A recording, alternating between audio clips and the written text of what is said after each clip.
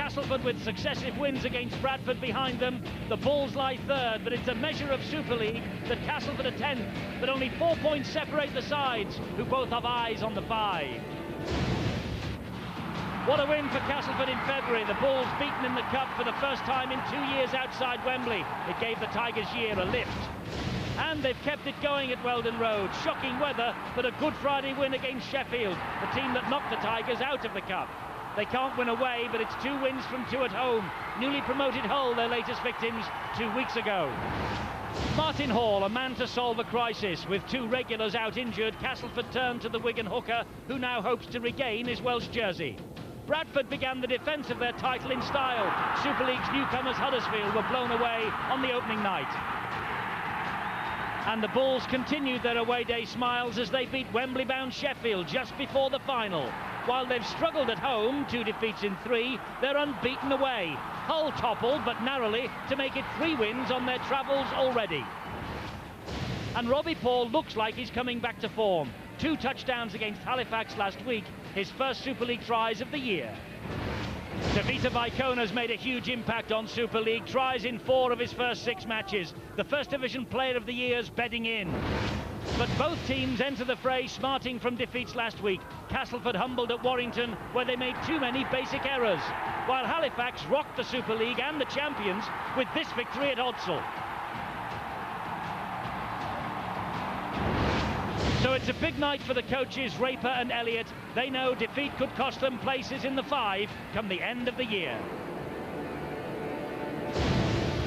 Yes, the new vocabulary in rugby league these days centres around the 5. In other words, the top 5 playoff for a place in the grand final at Old Trafford in October. But I must say, down here at pitchside, immediately before the kick-off, the atmosphere is absolutely fantastic, and we get all this business of the mascots coming out, and you know, the mascots at times get even bigger cheer than the players as they complete their warm-ups. It's a fantastic atmosphere at Weldon Road tonight. But every club in Super League knows the importance of the 2 points on offer in these matches. Every point this year will be vital, and that's why the 2 clubs on show here tonight know they daren't afford to slip up. I think it's the forward battle is for it's going to be won and lost. I think any time any side plays Bradford knows that they have to contain them up the middle. And obviously Sean Edwards, who probably didn't have a happy game here, being sin bin the last time. We've got to make sure we contain him. And but I also, probably the key will be a good kicking game. You know, I think, you know, I've seen games this year that have been won and lost just with kicking games. I think Leeds and Wigan, for example, on Friday night, Wigan's kicking game was very poor, and I thought that let them down immensely. And you know, I think if we get a good kicking game and put pressure on theirs, that it could be the difference in the 2 sides. Those guys have achieved because they set themselves very high standards of performance and preparation. They've achieved because they're tough, both mentally and physically, and they've achieved, you know, those things because of their commitment to the team and their spirit and their belief in the team. And you just need to remind some people, like, you know, what your success has been built on, and what achievement, you know, what your achievement stands for, and hopefully by doing that, you know, it's a spark to get everyone back on track. I think the critical area is who prepares the best for the game all through the week. You know, I'm sure it's going to be a cracker game for the spectators and all the people on TV, and we're just going to try and do our best. Castleford-Bradford games are very intense, you know. The games I've played against Castleford in my time at Bradford have always been close affairs, very tough physical games, and can't see no reason why this one won't be the same. Yeah, I think it's going to be a tough game. I think everybody knows how Bradford like to play. It's hard and tough, and we're just going to have to try and match them down the middle and see if we can get the result. They're going to be desperate, and it's an indication of how well they play, is how desperate they are. They caught us by surprise in our last two games against them when they defeated us quite easily on both times. So I think it's time for us to be more desperate than what they are. Well, Mike Ford may have lost some of that explosive speed that earned him a Lions tour in 1988, but he still has the guile and the experience to break down even the best defences, especially with his passing game. The crafty halfback is a master of running the angle across the face of the defence. This attracts not only the marker from the play-the-ball area, but also it sets up an option for the first receiver to either run out wide or back on the inside. Both Ford and the first receiver can see that both these defenders are expecting the simple charge into this area. Now, the first receiver can see through Ford's body language and the way that he holds the football that there's an option now back on the inside. This first marker at the play of the ball will follow Ford, leaving a huge gap right here where the defender should have been. This type of move is essential if Castleford want to win tonight. Another creative player is the Bradford Bulls tyro Steve McNamara. This stylish loose forward probably possesses one of the best long passing games in Super League. McNamara loves nothing better than to run wide of the ruck, becoming either the second or third receiver, and usually aiming his runs at the centre three-quarters. By running the arc, the sliding defence becomes confused. Once it hesitates, the overlap comes into play. Now, this leaves a huge problem for this defender. Does he take the ball carrier or does he go for the man just out wide? There's also a big problem for this defender here because Bradley's late run is also leaving him confused. He expects a short pass when in effect the long pass out wide to Vicona creates the overlap. These tactics are a major attacking ploy for the Bulls, and any indecision from the Castleford wingers this evening will give Bradford plenty of scoring chances, especially for Vicona. He's one of the best finishers in the game.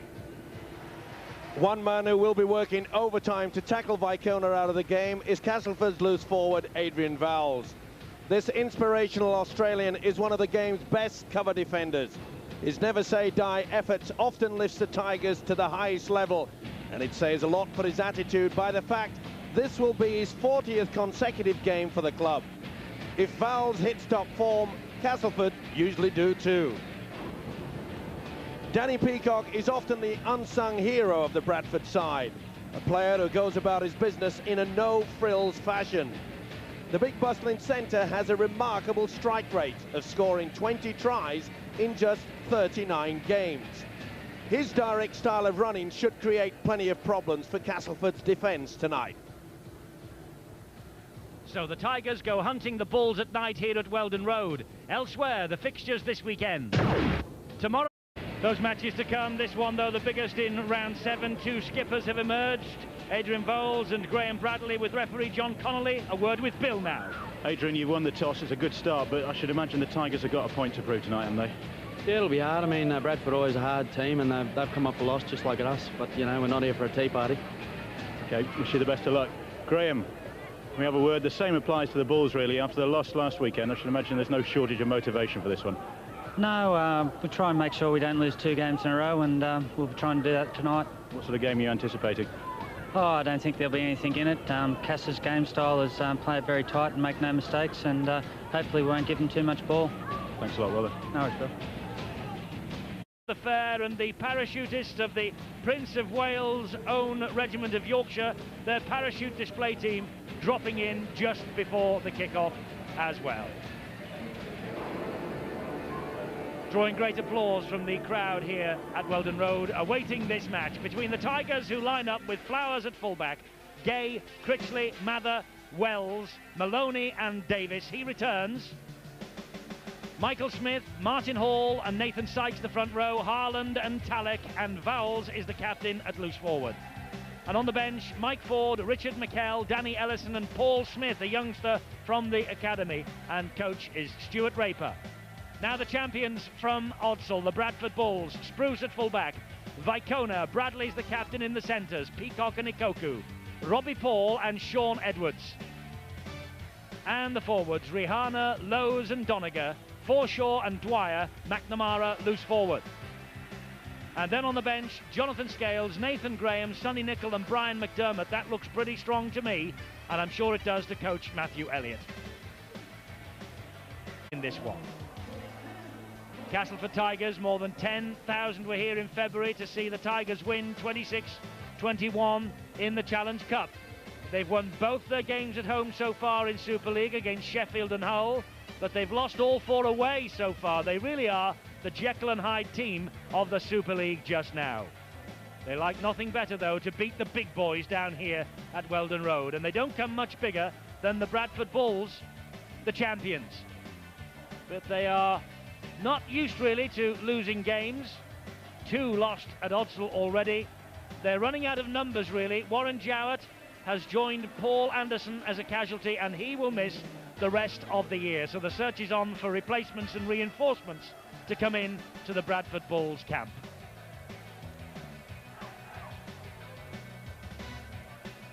And Graham Bradley leads his men out of the dressing room here at Weldon Road.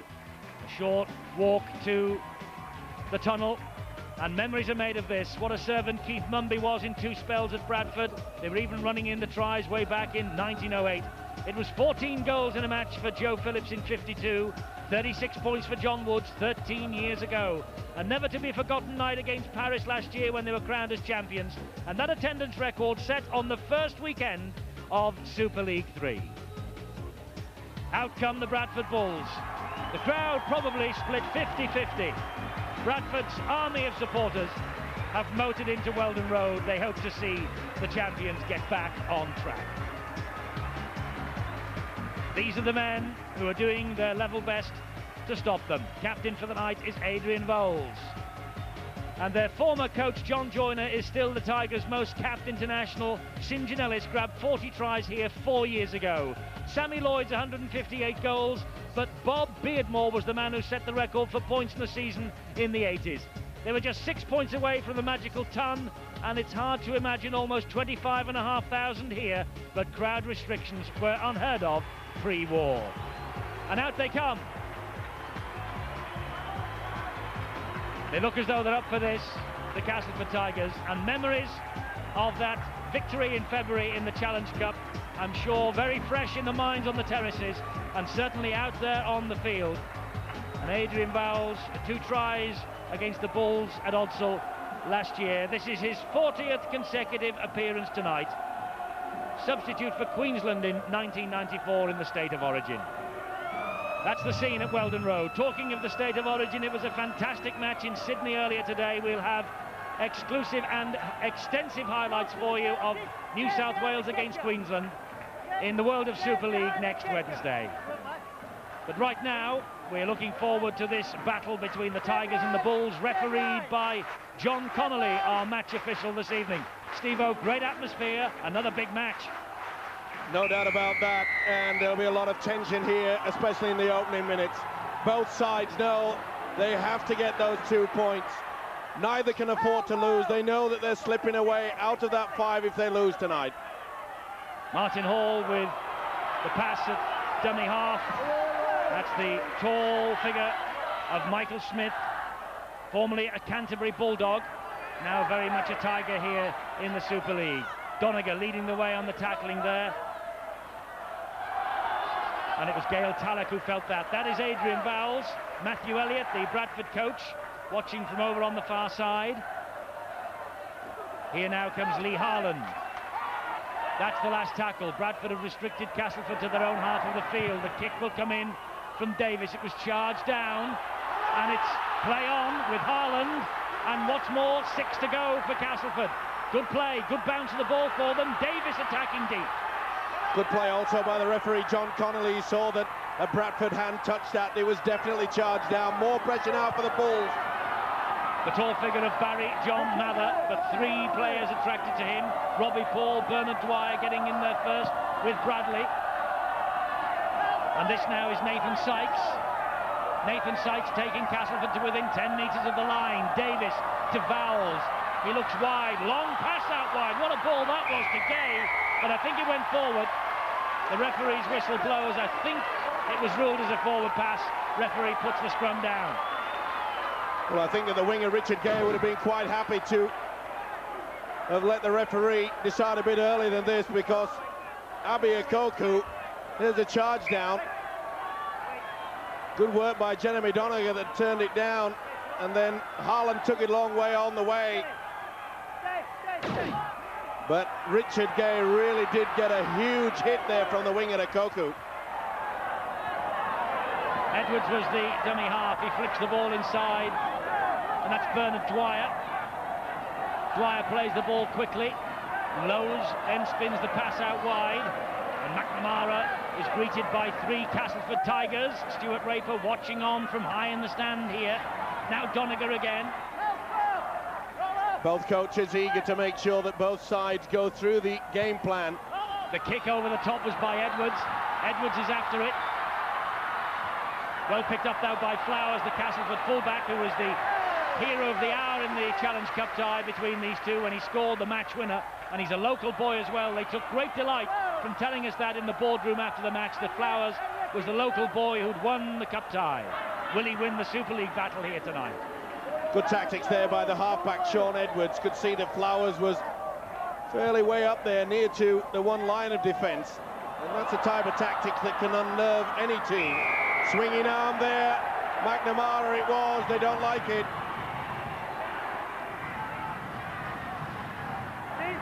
McNamara was the second man in. Didn't miss him either.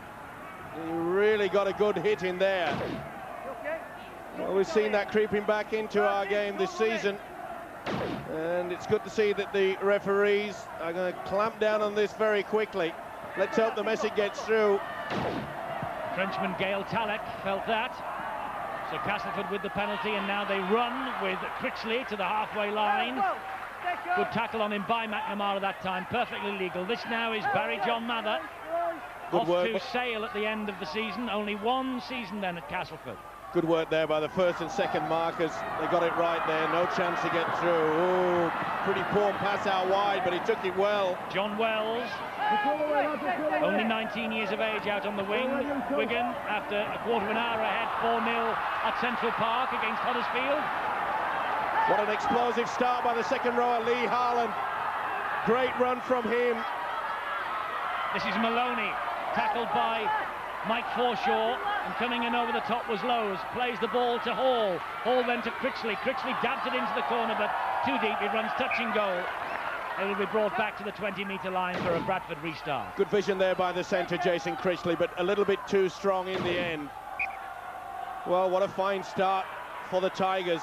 They really do look up for this one. Here comes Rihanna. What a fine start for the match, Steve-O. It started at a cracking pace again. Well, there's no love lost between these two teams. They really want to get involved for it. And that man carrying the football today, Bradford need a big one from their skipper, Graham Bradley. He's been out of sorts since he came back from a bad nose injury. Well, because of that fine home record, 19 wins from 24. Overall, Castleford have the upper hand in these meetings. And it looks like being a really close fought encounter tonight. This is Spruce. He got the ball away, but Castleford's cover was swift, and Critchley, though, has taken a bang in that. Now here's Edwards. He sees a little gap, and Martin Hall gets on to Edwards to bring him down. Bit of a Cumberland throw there, and that was banned a few seasons ago.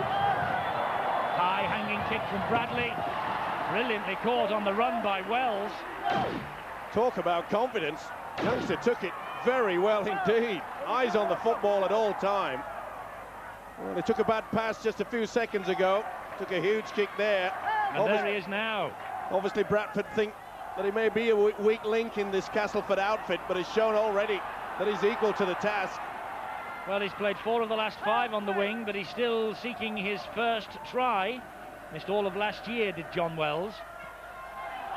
Angled kick from Davis. It's invited the run from Richard Gay. Ikoku is there. Spruce is there. And Spruce, knowing he was under pressure from Gay, simply had to shuttle the ball dead in goal. Just bobbled about a little bit awkwardly for him, but it was a beautiful kick, wasn't it? Out wide, Gay was racing through. Good shout from the fullback. You could see that Ikoku went across to just shield him. And there he pushes the ball over. He always had it under control, but good work by Richard Gay, the winger. Beautiful kick and chase. Yes, they'll be glad to see Stuart Spruce back, the Great Britain and England international. Drop out from underneath their own sticks. Oh, Flowers fumbles it, but I was going to say the ball went backwards, but referee John Connolly didn't agree. Bad mistake there. Well, it was moving forward first as it came through off his chest. A lot of people think that it has to just drop from the hands, but you could see once it went through his hands and onto his chest, it was going in a forward motion then came back. Well, anyway, John Connolly from about 50 metres away saw enough and saw the ball going forward enough to put the scrum down, and so Bradford have possession with Paul, and now it's with Bradley. He's all wrapped up. Harland and Critchley in there very quickly, and Bradley not happy, and he's gone for him. Gone for Critchley. He sure has. There's no love lost there, that is for sure.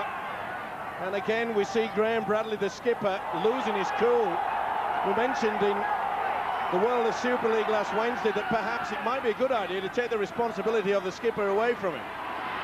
Edwards, Paul down, Talek was in there quickly, so too Davis. Here's McNamara, he spins away from one tackle. Peacock, such a dangerous man, Danny Peacock.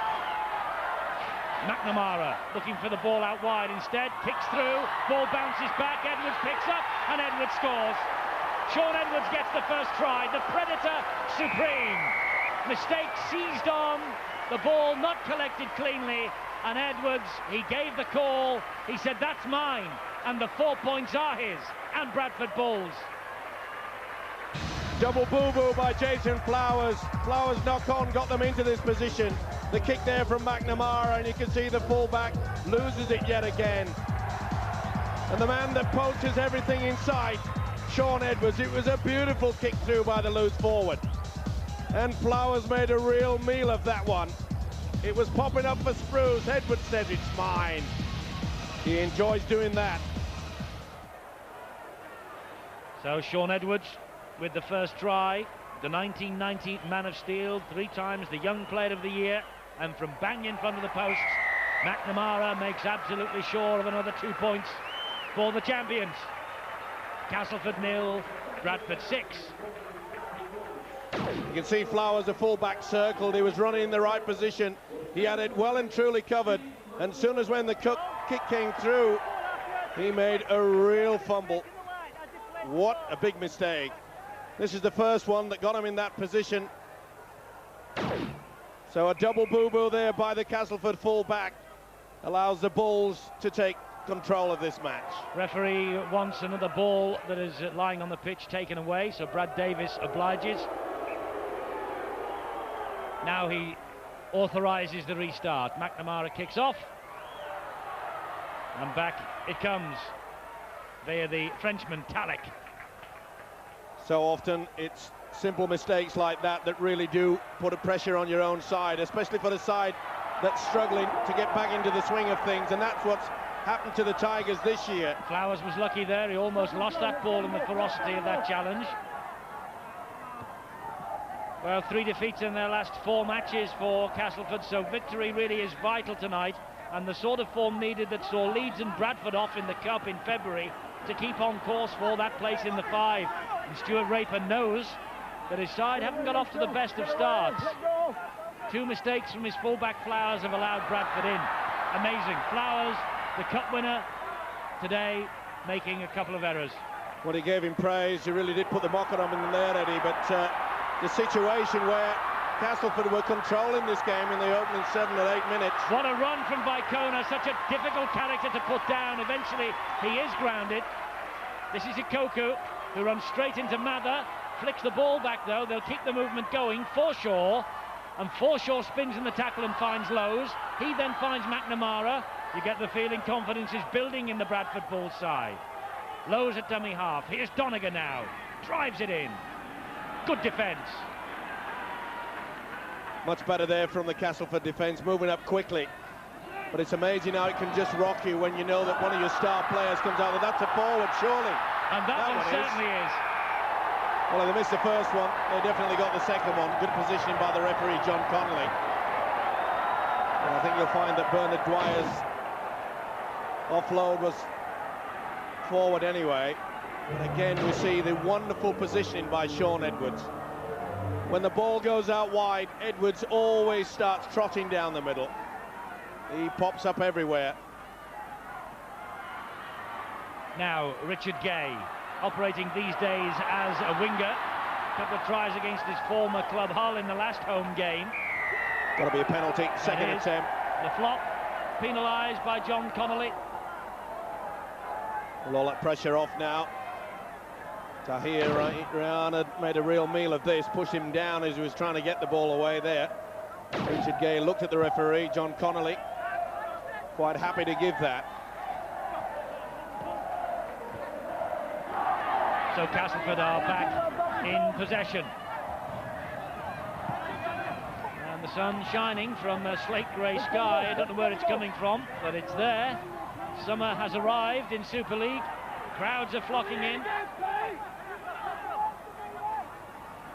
And someone's hurt. Michael Smith, I think it is, prop forward. Now he had a problem earlier in this match. He went in awkward with that leg. Oh, and he's in a lot of pain. He is. Pretty hard to see what occurred then, but there's a leg going through and then it just goes underneath. Slow motion replay. Yeah, you can see how the other leg locked in between the two legs of the tackler. Well, Michael Smith lost 5 in the second row. No Dean Sampson tonight, so at prop here. Well, he shook his head. He was not happy with it at all. He knows that that could be quite serious. And Richard McKell will come on for Michael Smith now. That's a bit of a blow for the Tigers.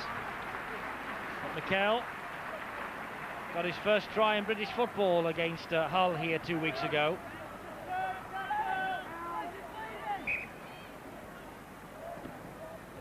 This is Haaland. Haaland breaks the tackle. Edwards comes back and steals it. That's got to be a penalty. Referee lets it go. I thought Edwards came across with the arm and raked that ball out. If he did, it's a two-man tackle. It appeared that way. That should have been a penalty to the Tigers. Well spotted, Eddie. Unfortunately, the officials didn't see it. One was low. Edwards coming in over the top. Not allowed to do that. Obviously, they believe that Michael Smith's leg is bleeding. How on earth can that be a blood bin?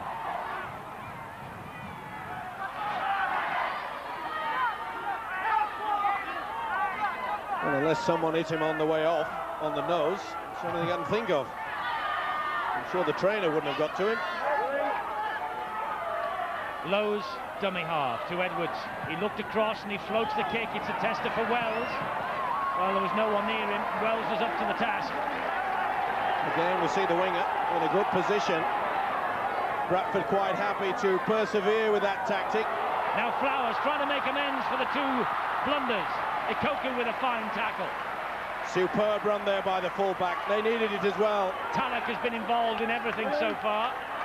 Castleford, they are reeling, but now they're getting back into it. They've just lost a big prop forward, Michael Smith. But this big one's come back on. Richard McKell.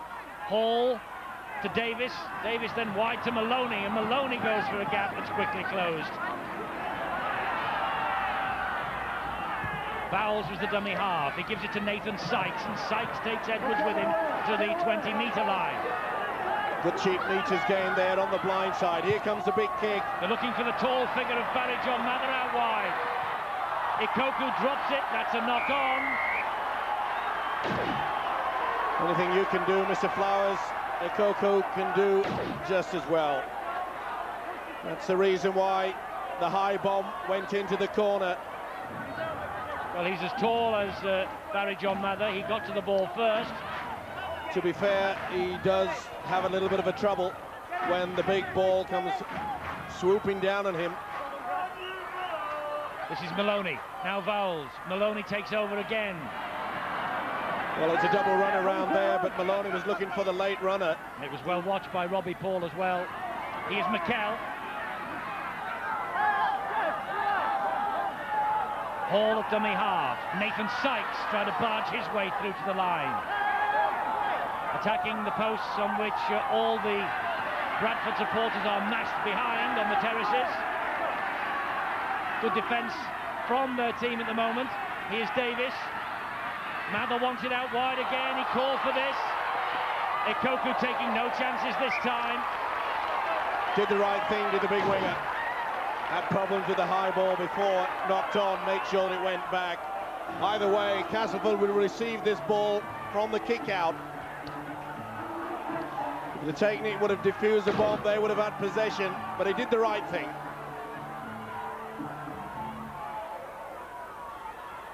Nearly 16.5 minutes gone. Bradford with just the one try so far, ahead by 6 points to 0.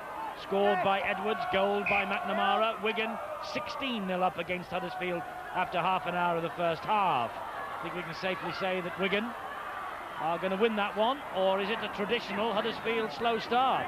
Because they've given teams a lead in virtually every match this year, and bar the night we saw them against Bradford, they fought back.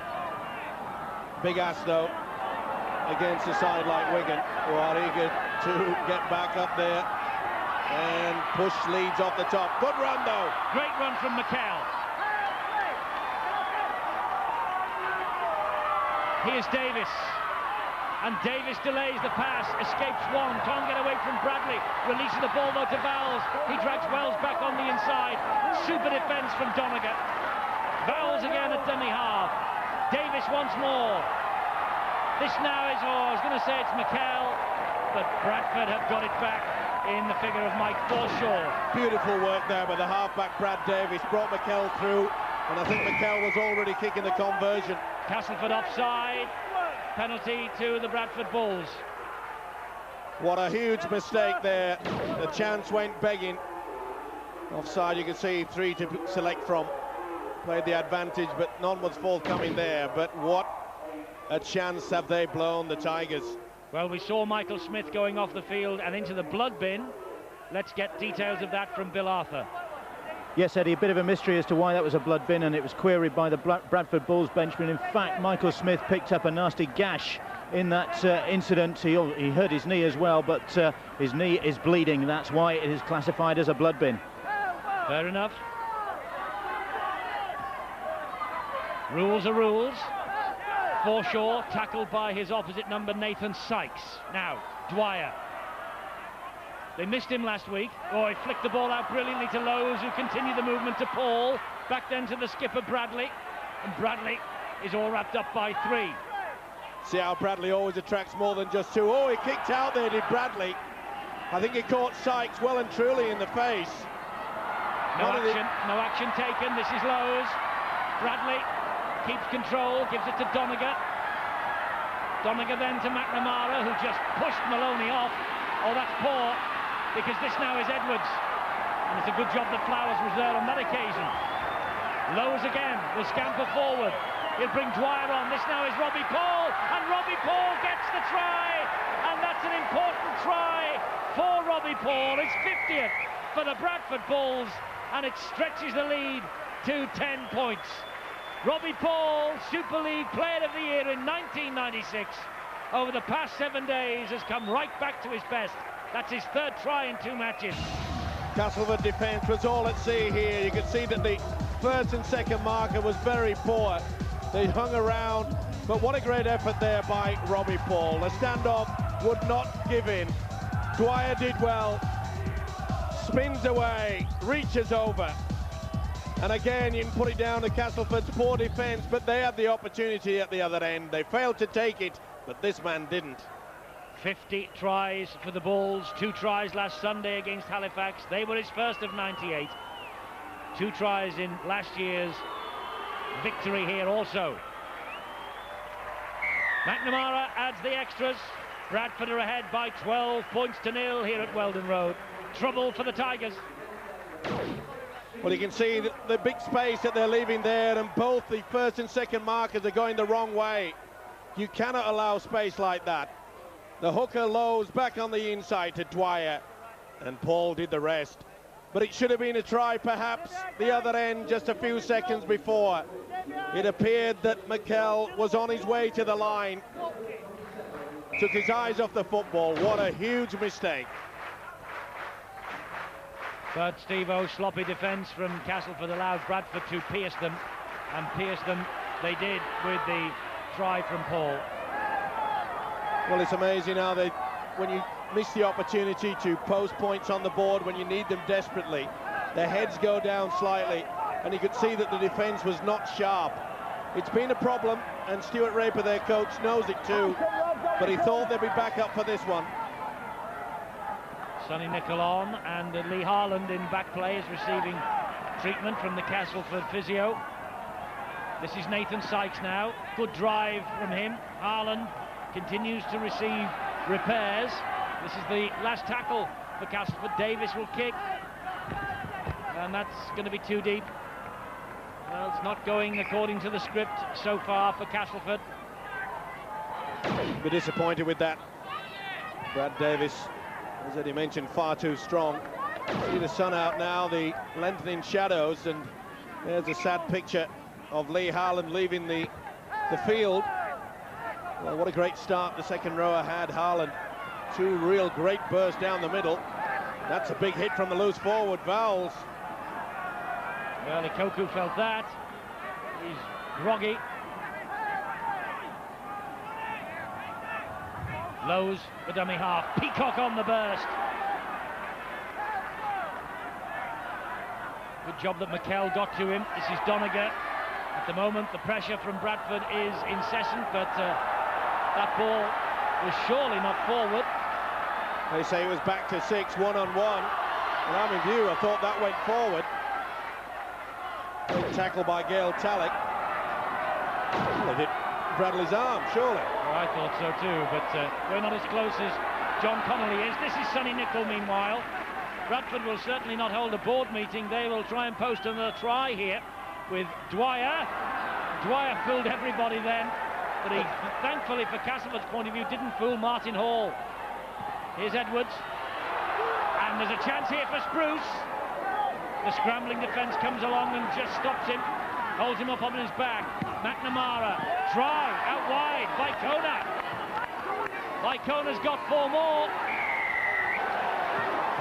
It's all going according to the script for Matthew Elliott and the Bradford Bulls.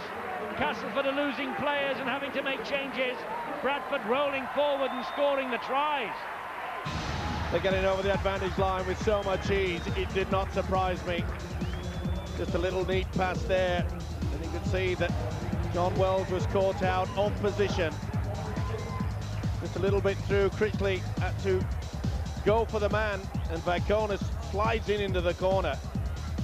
But they are allowing them far too much latitude, especially in and around the play the ball area. It is not a very good one line of defence from Castleford, and they are paying the price. Well, what a start this young man has made to Super League. 23-year-old Tavita Vicona. 4 consecutive matches now. He's crossed the whitewash for the Bradford Bulls. What a great buy he was from the Hull Sharks. And every picture tells its own story. The Castleford coach is a far from happy man at the moment. His side in the opening exchanges of this match really have been cut to ribbons. 2 from 2 from McNamara. The first 2 were bang in front. This one way out on the touchline far side. That's the angle that McNamara has. Well, Ball just falls off the sand. It was a sad face, wasn't it, on Stuart Raper, and not surprisingly, taking into account that the first try scored by Edwards for the Bulls was from an awful mistake by Jason Flowers, and then they had the opportunity to drag themselves back into this game, and the substitute Richard McKell made a real meal of it when it looked as though he would charge in underneath the post. Here we go then, this time McNamara just fades in front of the posts. So 16-0, the champions are ahead.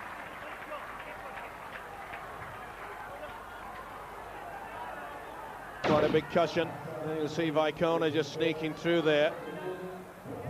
John Wells was in 2 minds.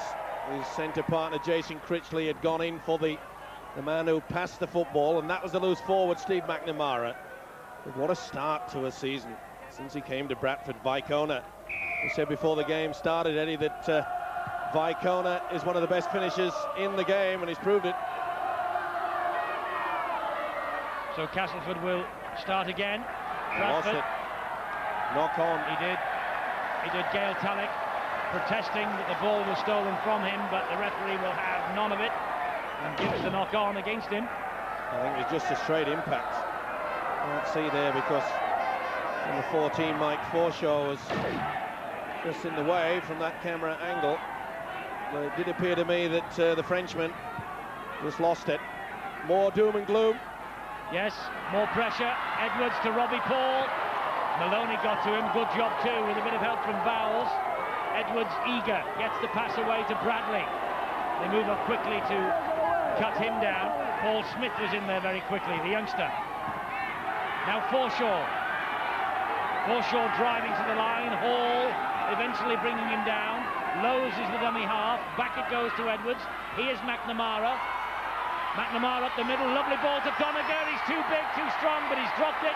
Ball went backwards. Play on. Paul gets a try. Referee allowed them to play on and will give the try. No, he won't. He'll hand it on to the video ref. Let's see if the Castleford guy knocked the ball out of his hand going backwards, and he didn't knock on. Well, I think Doniger released the football. He realised he couldn't make it to the whitewash, and I think it went backwards. You see him twist here, realises he can't get out and get it, so that's play on. It looks as though the centre, Barry John Mather, has knocked it out, and the advantage will be played. That normally would be a penalty, and that's the reason why the official John Connolly has allowed this to carry on.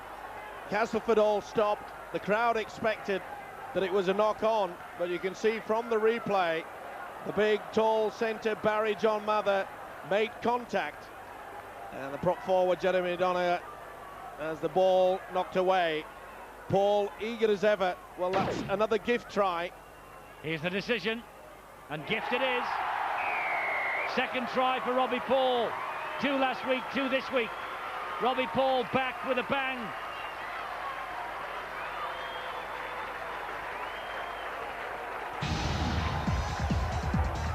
Beautiful long ball out wide. You can see how Edwards stood deep. McNamara, dummy first, then the big prop that came through. It was anybody's. They were all at sea, nothing to stop Robbie Paul getting his second of the night. So Robbie Paul shielding the eyes, watching as McNamara lines up this conversion attempt. 2 from 3 from McNamara. Missed one from the far side just a couple of minutes ago. Now this chance to make it 3 from 4, and 75% so far on the night. Hits the post. 50% on the night. Bradford, though, 20 out of 20 so far. There you see 5 defenders in such a small area. You're always going to be troubled out wide. They really have not got it right in and around that ruck play, but it was good play by the loose forward McNamara. Threw the dummy first, then delayed the pass. Jeremy Doniger, the big prop forward, did the rest, and Paul in for number 2.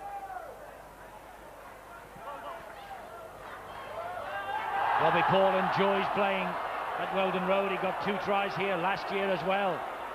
2 tries after 28 minutes this year, and hunting for more.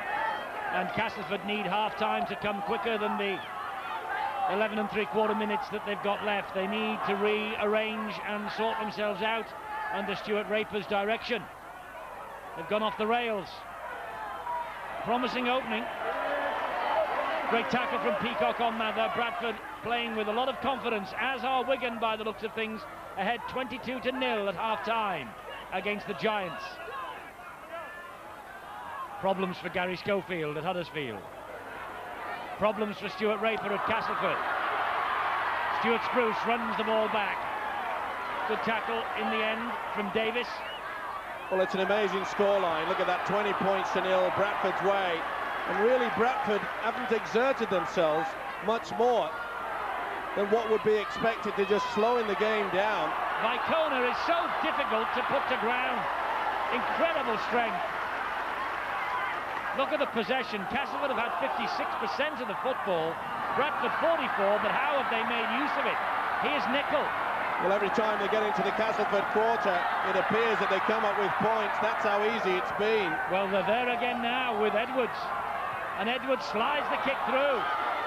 Good job that Richard Gay was there. Ikoku tried to cut him down in goal, but Gay gets back into the field of play and makes 10 priceless metres. Good vision there by Sean Edwards. Punched the ball through, neat little kick, but good work also by Richard Gay. He really tries to control things, doesn't he, Sean Edwards? But it's an amazing thing. It's as though Bradford haven't exerted themselves too much, and yet the points keep coming their way. And you can attribute that mostly to the fact that Castleford's poor defence and the fact they're making far too many errors. Mather flicks the pass away. Richard Gay did well to pick that up, but McNamara cut him down with the tackle. Mather dummy half. Maloney. Back the ball goes to the big figure of Paul Smith, only his second appearance of 1998. The teenager. Here's Davis. Good high kick. The sun's gone in though. That was easy for Vicona. No pressure. A little bit too far. And you could see that he had his eyes on the football at all time. Well, I suppose it's getting to that point really where the Castleford coach Stuart Raper must be looking at the option of bringing out Mike Ford out there. They certainly need someone to lift them and lead them back into this match. Well, he's got Michael Smith and Lee Harland off injured. He's probably frightened to death that if he makes another change, he might run out of numbers in the second half. As I say, I think they need the sanctity of their dressing room to sort themselves out at half-time. 9 minutes away. Mike Ford still waiting the nod from his coach. Well, they can point to themselves, a lot of these Castleford players. Dwyer keeps the movement going low as he gives it to Paul. Edwards, here's another try for Edwards. Another try for Bradford. Second for Edwards. Bradford are ripping them to shreds. Sean Edwards with the try. Lightning fast attack. 2 for Edwards, 2 for Paul, and they said the half-back combination of Paul and Edwards wasn't working. Well, it's working tonight, all right, and Castleford are paying. The poacher supreme yet again, but look how they hang off him. They really have to move forward. They're hesitating in defence. When you stood still like that, the gaps will just appear. It's no fluke how it pops up down the middle. While all this is going on, Edwards has set off downfield, and soon as Paul sets off, have a guess who's there. Halfback that supports like a hooker should. Dwyer, who's doing well, he offloads, confidence. And Paul offloads at the very right moment. They're running riot to the Bulls. That's the first time he scored 2 tries for the Bradford Bulls, Sean Edwards. And here now is Steve McNamara, bang in front, adds 2 more points to the total. Castleford can't believe this. Bradford ahead by 26 points to 0. And the Edwards-Paul combination is proving a 1-2, a knockout blow.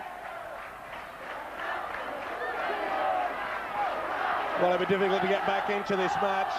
I know he has worked near miracles in the past, as Stuart Raper. But I'm afraid the men have let him down somewhat. It was such an enterprising start by the Tigers. They really did look up for this one. Bad mistakes, a couple of injuries, and they're really on the rack, and yet another mistake. Paul Smith, the youngster, holds his head in his hands in despair. And they tried to offload in an impossible situation. It wasn't his knock-on, to be fair to him, but it was, as you say, an impossible situation to unload the pass. They can't get out to their own half, Castleford, now, since McKell just couldn't take that pass in front of the post at the other end. Bradford have not stopped coming at them. This is a Koku. Well, it's as though you're at the traffic lights. You got the occasional red to start with, and then it went to amber, but I'm afraid the defence has gone into green mode. And Bradford really are just, look at that space that Lowe's is controlling it so much. Bradley is drilled to the ground by Smith and Hall. Bradford skipper wasn't appreciative of that. This is Nicol. Lowe's pops the ball up for Peacock. Not another. Yes, it is. Peacock with the try. Bradford have hit 30. 30 points, and we're just over the half-hour mark. Well, the crowd chant easy, easy, and I think Stuart Raper knows that they're telling the truth. His team have been swept aside. Danny Peacock with the try, his 4th of 1998. Well, I'd like to shower them with plaudits and say that it's superb skill that's getting them over the line, but I'm afraid it's weak defence. The basics are missing. Barely a finger was touched until there when Flowers got to him. And Peacock knows only one way, that's straight. But this is just a simple back on the inside switch. If your two markers at the play of the ball can't pick this up, then I'm afraid there's going to be a riot on here. They'll go bananas. They are enjoying this, and they're doing it with ease. Well, they love their travels this year to the Bradford Bulls. They don't mind going to Odsal now and again either, but they have lost 2 there at home. But they're unbeatable away. And in this mood, well, McNamara has the chance to add 2 more points, but misses again. 6 tries, though, for Bradford. 30 points to 0. And only 34 minutes of the match gone, so almost a point a minute for Bradford Bulls in this first half. Well, the Castleford fans are absolutely stunned. And not surprisingly, and amongst them must be their coach, Stuart Raper. It could turn out into one of their worst nightmares. I wonder how Bradford will get on against the London Broncos at Odsal next Friday. Having lost 2 at Odsal, London will come full of confidence, I'm sure. But in this mood, Bradford look ready to take on anybody and give them a game. Stuart Raper has left the back row of the stands and has come down pitch side.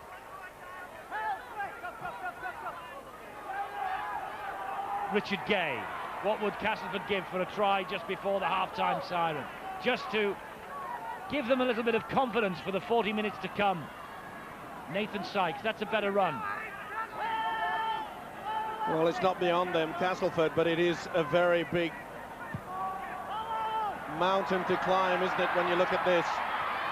I remember them doing it against Oldham. I think Stuart Raper had only just arrived from Australia. That seemed to be the turning point there, but on this display, I'm afraid they really are struggling. The basics have just gone out of the window. Look at the metres that they're gaining from just a simple run from dummy half.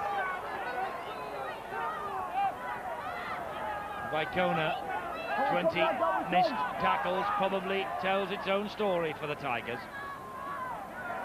Donegan. Well, you talk about the basics, Steve, have gone out of the window. Incredibly, in tonight's matchday programme, Stuart Raper's comments are all about getting the basics right.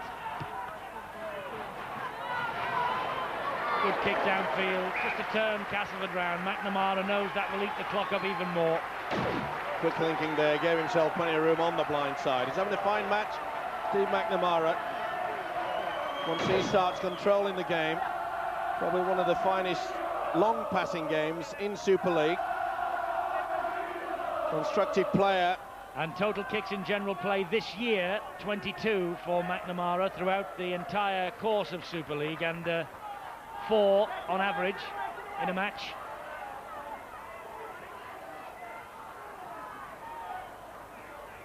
So that's Jason Flowers now. Hall was the dummy half. McKell was the runner, but the Bradford defence stands pretty firm. Maloney, wide it goes to Critchley. Wells playing in almost total silence now. Castleford whenever they have the ball, but when Bradford have it, their supporters really get behind them, and no wonder with a 30 points to 0 scoreline. Castleford Tigers and their supporters, I think, are absolutely shell-shocked. That's about the only tactic we've seen from Davis tonight, looking out wide for the high kick and the tall figure of Barry John Mather, but it hasn't come off for them yet. Little you can say about that effort. There's the back of Matthew Elliott. Deep inside, I'm sure that he's very pleased indeed, especially with the scoreline. Well, he will be after last week's defeat against Halifax at Odsal. Robbie Paul is having a field day. And again, the Castleford defence is mesmerised. Forshaw now over the halfway line. They're getting to a point in Castleford's defence where 1 or 2 are moving up, but they're not using it as a unit. They've got to go in a straight line. They're failing to do that. Nicol.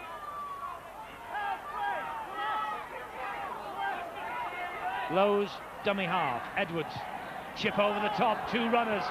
Spruce and Vicona after this. John Wells does well. Now can he get out of trouble and then back into the field of play? Answer in the negative. That's the half-time siren.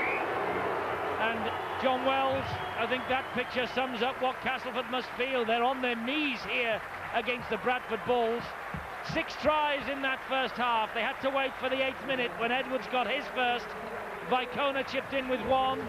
Paul got a couple, and Edwards and Peacock got 2 more. Castleford, well, I don't know what Stuart Raper will say to them, but he's got to work a miracle now to pull this one round. Bradford Bulls, the champions, have run riot in the opening 40 minutes here at Weldon Road.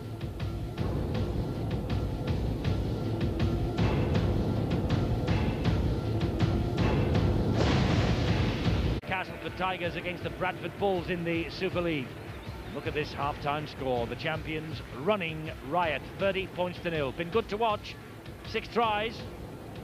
And how about that? Castleford had more of the football than Bradford did, but Bradford have made their 48% turn magically into 30 points.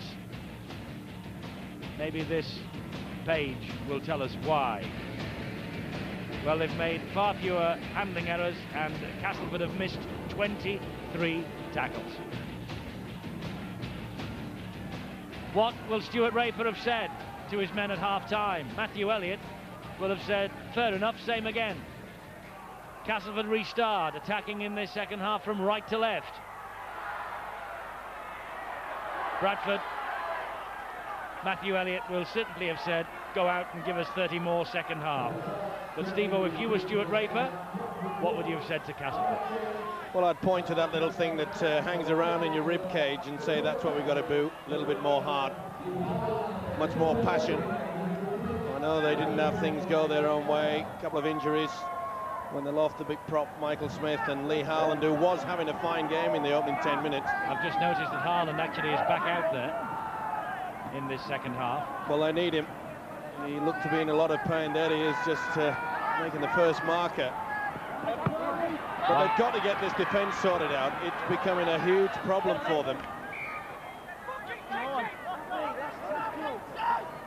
That was on the last tackle, and Ikoku tried to dump the ball inside. Instead, all he's done is surrender possession to the Tigers. Well, even at 30 points to 0, I'm sure that Matthew Elliott, the Bradford coach, would have said, don't just hang back. Not only because of the fact that you've got such a good lead, but things can happen, things can turn around. I know it's a big ask, but they cannot become complacent. Well, it would be one almighty comeback if Castleford were to get back in this match. However, stranger things have happened in sport. Stranger things have happened in the Super League. There's got to be a penalty. Edwards definitely pulled that down. Now that's getting close to a professional foul. What's more, he's back-chatted, or somebody has, and he's been marched into the 10.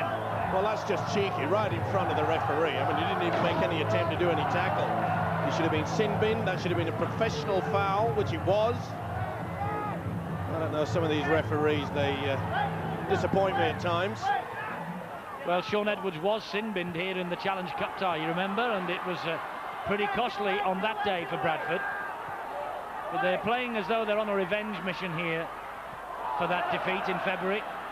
And it's remarkable, really, if you look down the statistics. They won here last year. It was their first win at Weldon Road in 4 years, only their 5th success in 25 years. Vowles took a big hit then from Nicol, and Nicol's been penalised for it. Well, Nicol just launches himself here. Difficult to see. And when you slowed it down, maybe just the fist just caught Vowles a loose forward. Well, obviously no point in kicking the 2 points. They want 6 at least from this. This is Hall. Davis. Oh, Maloney juggles with it, and he fooled everybody. Almost fooled himself. Critchley, dummy half. Vowles gives it then to Mather. He disappears.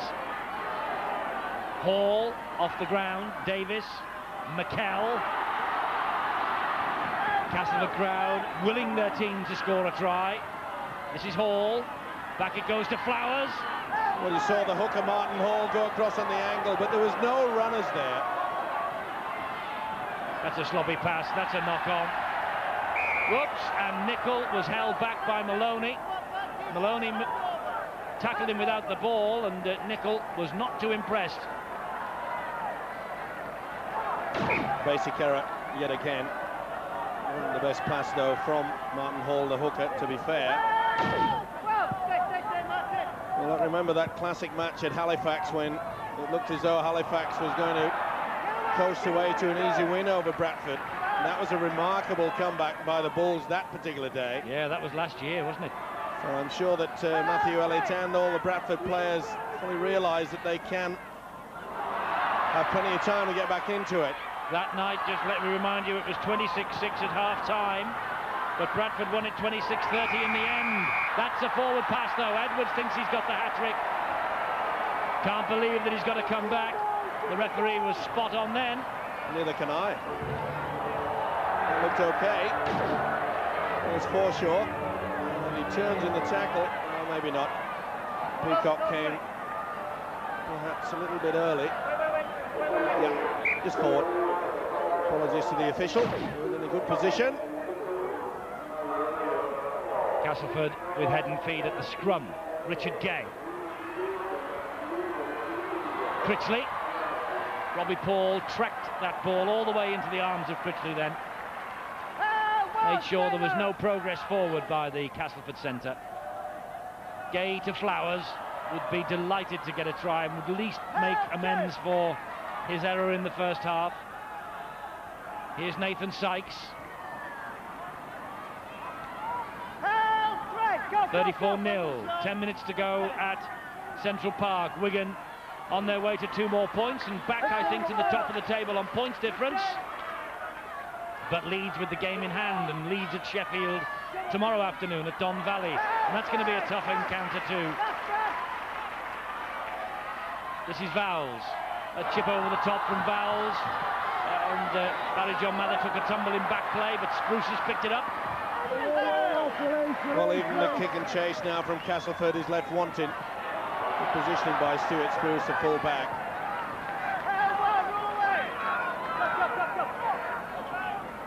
Vicona. Again, we see that hesitation in defence. They're just not sure of themselves, the Tigers. Confidence will be shot to pieces, Steve. Like any game, played also in the 6 inches between the ears, isn't it, this sport? It helps, sure does. Edwards was allowed to think, turn, think again, pass the ball. Here he is once more. Paul, well, it's almost like touch and pass.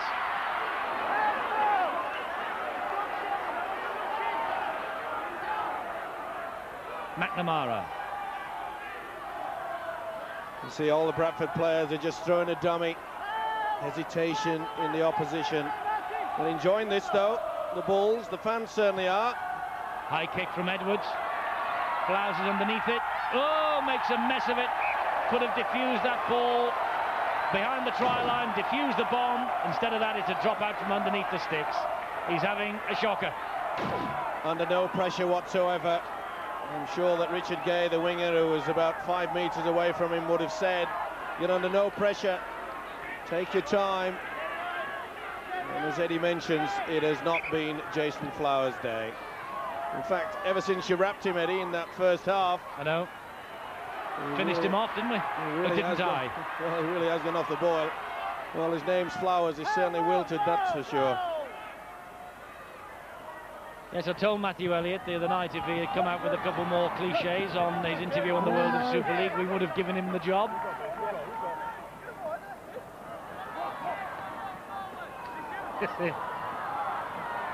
Silence is golden.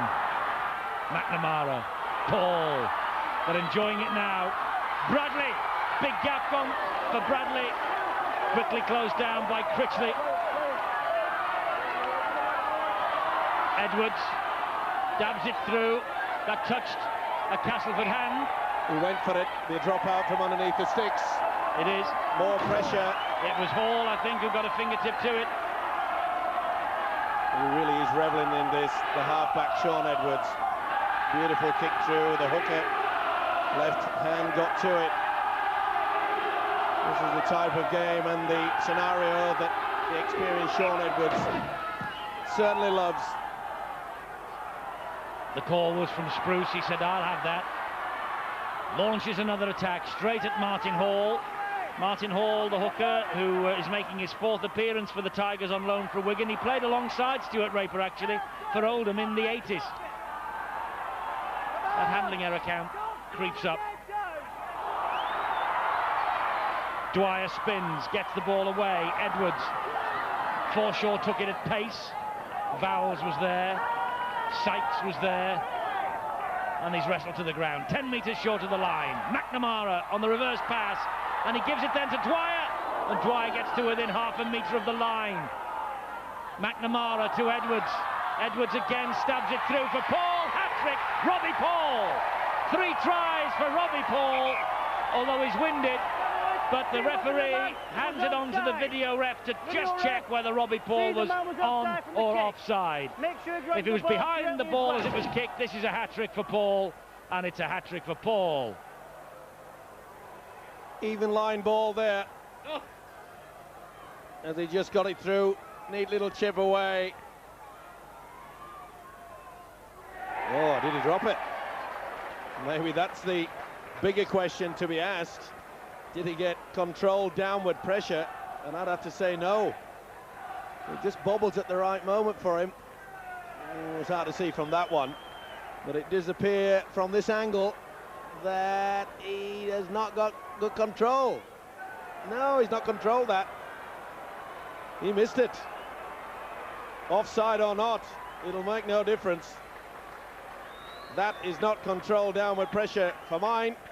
And Castleford will get off lucky. Well, Steve-O isn't the video referee. Robbie Paul has hurt himself, and the try is given. Robbie Paul gets his hat-trick. A hat-trick on the opening night of Super League last year in front of our cameras, and his 5th hat-trick for the Bulls in all. And Robbie Paul salutes the crowd, who are saluting him. Well, I'm looking through the rule book now. I'm looking under the rule book for belly button downward pressure. Under B for belly button. No, I think it was his chest. That's under C. C for chest. You can force the ball down with the upper body, and that's the view the video referee has taken. Steve McNamara. Good job I'm not a referee then. Well, there's a lot of people in the game who will agree with that sentiment. McNamara this time just chips it over the bar, and Bradford 36, Castleford 0. You've made a living out of being argumentative, haven't you? I'll back to you later. Nice little chip through, perhaps just half a metre in front, but that's not what they finished up looking at. And I suppose this will not really have any great bearing on the game, being 6-all. Bit contentious there. But let's take nothing away from Sean Edwards, who's tried this ploy several times during the game.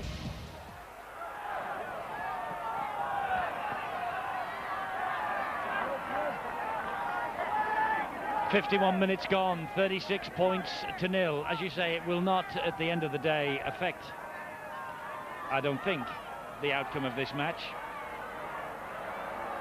But of course, points for and against Steve-O will count for those prized places in the top 5. That's another point that I'm sure that Matthew Elliott would have driven into his players at the half-time break, that let's get as many as we can and ensure that Castleford don't score. So it's a private game that the players and the coach will be going through in this second half. Well, 36-0 these days with the tight score lines, it's almost like a three-pointer this, isn't it? Does help, that is for sure. Little chip over the top from McNamara. Oh, and Edwards drops that. Good work though by Francis Maloney. Neat chip over the top there. And he dropped it. He had the chance to take it. So this should be head and feet to Castleford. It is. Bang. Big hit. He stood his ground at Edwards. Didn't take the ball, though. Richard Gay of possession from that scrum. Now McKell.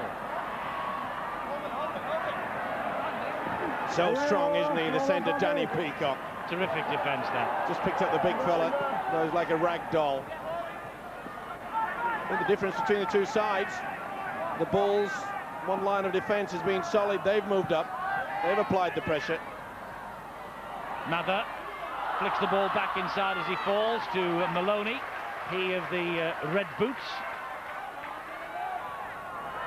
Davis.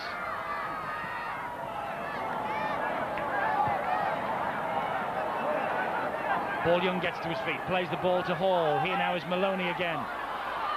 Dabs it through, but Lowe's tracked the ball all the way back. Dropped in front of it, Maloney. Another good option there from the standoff, Maloney, but the hooker was equal to it. Well, the surprising aspect of this match, James Lowe's one of the best runners from the dummy half position. Hasn't had to do that. And that really just pinpoints how easy it has been for the Bulls so far. This Castleford team, Steve, are a shadow of the team that we saw beating Bradford in the Challenge Cup here in February.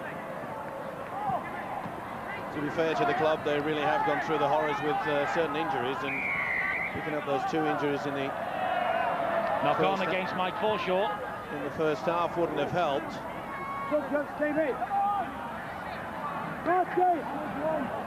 Just lack of concentration there by the big fella, under a lot of pressure. Just lost control of it. Didn't appear to be a stray hand in there. Mike Ford warming up and ready to come on. And Martin Hall disappearing into the dugout. So Mike Ford will surely not come on as the hooker. Davis packs down, and Bernard Dwyer meanwhile goes off into the blood bin. And big Brian McDermott has replaced him. So all change at the scrum. Worked hard as Bernard Dwyer always does. 100% effort. He gets through a lot of work, especially in defence. Ford's first touch was to feed that scrum, then he gives it to Maloney.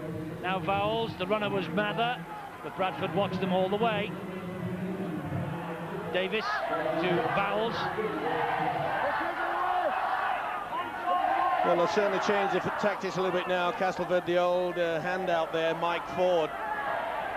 Certainly knows a trick or two. Davis. Support arrives from Wells. Oh, a bit high from Bradley there. Wells would have felt that. The Castleford crowd not too happy with that incident. Davis at dummy half again. To Ford. Wide it goes to Maloney. Maloney hoists the kick again. They're looking once more for Mather. It's come up this time. Mather gets the try. Well, he gives the crowd the high fives. I wonder if it will spark anything for Castleford. But they've hit back with a try from BJ Mather. That's a third kick that we've seen now from the standoff, Francis Maloney. The first two were individual efforts, but this one is a beauty. Plan move. The big centre, Barry John Mather, well over 6 foot, leaps higher than everyone else. He's no dwarf either, Abi Ikoku. Beautifully timed kick, to perfection, floats out of the air. That'll give them encouragement, certainly put a smile on the fans' faces. As Eddie mentioned, it may just spark them into something a little bit more extraordinary. As you say, it was a planned move, obviously, from the coach, Stuart Raper. They persisted and persisted with it in the first half. At last, the ploy has paid off. Mather with the try. Brad Davis then to try and improve matters. A try and 5 goals against the Bulls in the Cup in February. And Davis kicks a beauty. 36-6. But at least Castleford's mascot is now pumped up with air on the far side, the Tiger. 36-6. 6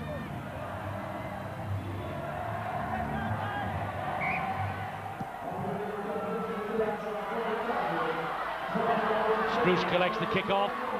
Legs pumping, keeps going. Attracts 3 to him.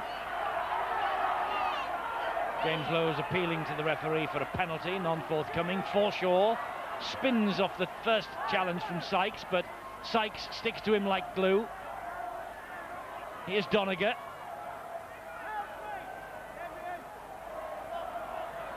Lowe's dummy half. McDermott.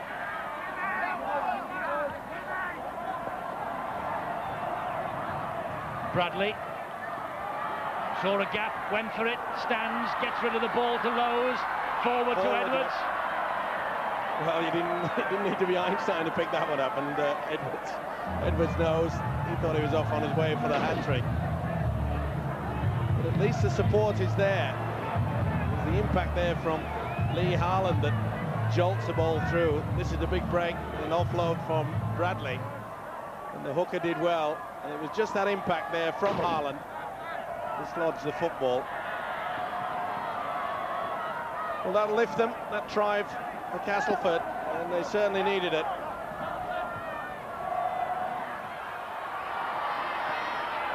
Danny Ellison has come on.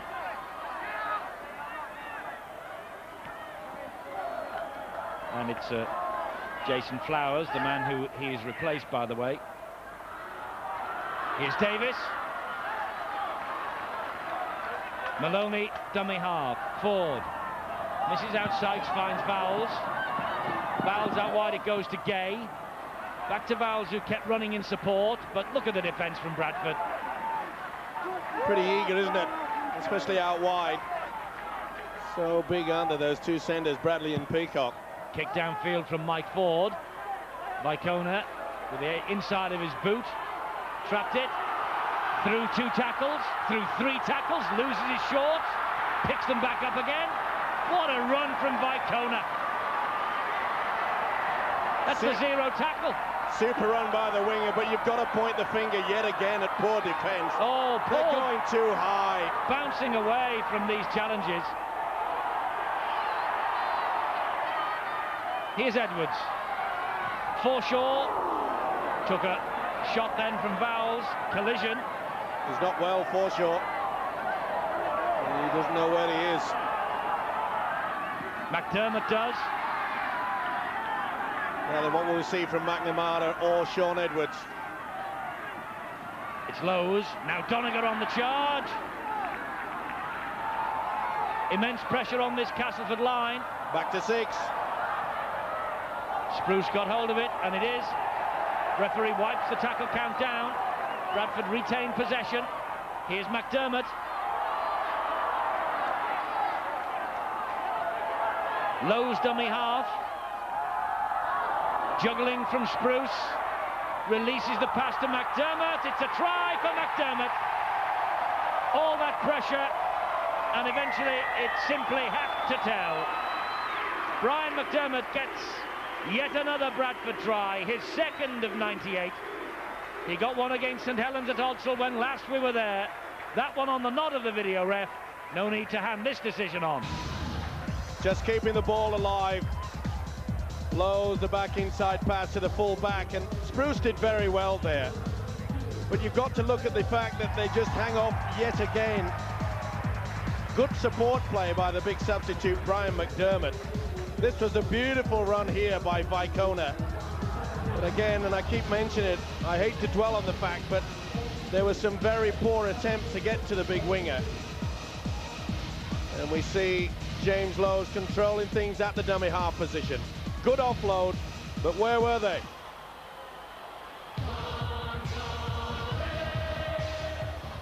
Brian McDermott, Great Britain international, missed Halifax, sub against St Helens, and a try. It sealed the win. It was 18-4 that night. I don't think that try will be all that important at the end of today, but it will be to McDermott and the Bulls. That's a miss from McNamara. 40 points to 6. Bradford in total control. Once they go towards a post, you can see when they bring the ball back, the 2 defenders circle. They fail to move up. They just stand there. Look, they're walking. They are completely shot to pieces. And once the offload from the fullback, Spruce, eventuated. McDermott did the rest.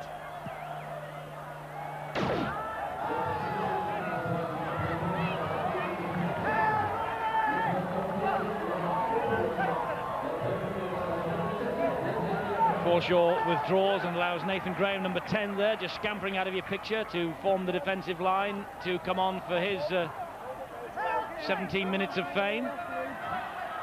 Steve, well, we can raise question marks about this Castleford side and their defensive qualities. They have been shot to pieces. You've got to give Bradford some credit for the way that they've taken the game to them and steamrolled them out of it. As we ask for your votes on the man of the match, 0891 33 33 13. It's been a very good workmanlike performance. Here's Critchley. They've gone around their business. Their defence has been solid. They've kept the mistake count down. And they've gone through their sets of 6. Maloney with the kick. Came off Nicol. Spruce tidied up and was injured in the process. He must have hit the ground pretty hard there. Maloney again opting for the kick. Came off Nicol. And yeah, just collided with his own player and sort of put him off balance. So when he made contact with the ground, his body was twisted, which is not the best thing.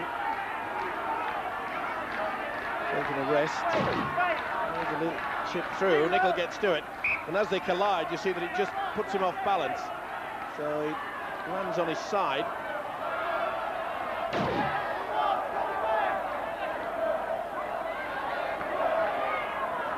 Here's Vicona again.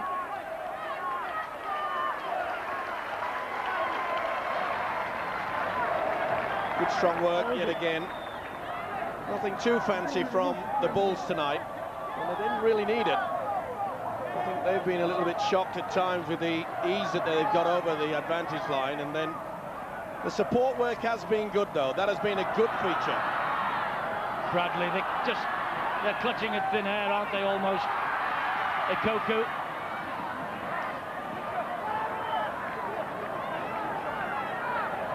Lows at dummy half. Edwards. McNamara steps inside the challenge from Davis. McNamara's off. He's got support from McDermott. McDermott flicks the ball back to Vicona. Edwards was on his inside then. Edwards was looking for another try for himself. Doniger with the soccer skills, and Doniger gets another. This is a destruction of Castleford. And John Connolly did not see him ground the ball. Didn't see Doniger ground the ball. Was it a knock-on or not? Well, he's wise to make the video ref have a look at this. Tremendous soccer skills here. Well, did he miss it with his hands? One try's already been given. That's all right, but belly button time again. Hands were there, I think. Let's see what the video ref says. Try it is. 8 for hands now, by the way, in the rule book. Oh, I've thrown that book away a long time ago. You were looking daggers at me. And talking of daggers, they really have just knifed their way through this Castleford defence. But the ease that they just shrug off the would-be tacklers. First McNamara, and then you see the big fella. Edwards probably on his way to the hat-trick, but look at the ease that he could just hold off the defence, whip the ball out there. McDermott passed it out to Vicona, who did well to keep it alive, and Doniger, superb soccer skills. Thank you. And that's his first try in Super League for almost 2 years. Now McNamara's got 4 out of 8. Now he's got 5 from 9. Castleford dejected and beaten, 46-6. Pretty difficult to look at the Castleford effort tonight and perhaps glean any positives out of it. I think the one thing that may come out of it for Stuart Raper is the fact that Brad Davis, as though he's tried very hard, since he's moved into the hooking role, he's done some quite neat work from the dummy half position. Maybe that's an option. He looks absolutely destroyed, doesn't he, Stuart Raper? Wasn't happy with the performance from his team last week at Warrington when they were beaten 33-18. Now 46-6. Don't know whether he ordered extra training this week. I rather fancy there'll be extra training next week. And still 15 minutes or thereabouts to go, so could get even worse at the Tigers. And adding to that problem, of course, Castleford's poor display tonight. A lot of controversy surrounding Stuart Raper. There's a lot of talk that several clubs in Australia are eager to sign him. There's even a little... Oh, good work there by Ford. Stole that easy. Here's Wells. First time that Wells has had a run, really, and Scales is the man who cuts him down. Ford says thank you very much indeed. James Lowe's didn't normally give much away. Yes, there is talk, Steve, you're right, in the papers that Stuart Raper might be off to Australia at the end of the season. A couple of clubs reportedly interested in him, but, I mean, isn't that just par for the course? There's so many coaches in Super League coming to the end of their tenure. Oh, of course, I'm not saying that he will definitely be going back down under, but you must look at the fact that a lot of these fans and players, they perhaps look to something to overcome what has been a very poor performance, and they're very quick to blame anything they can get hold of. Vowles gets the pass out wide to Wells. Wells steps inside Scales almost, but Scales hangs on to his shirt tails. Now here's Ford, will hoist a high kick, but has that got too much on it? Someone was taken out. God, they ever. The shoulder went straight in there. Davis, I think. And that was Wells running towards Graham. Now here's a kick.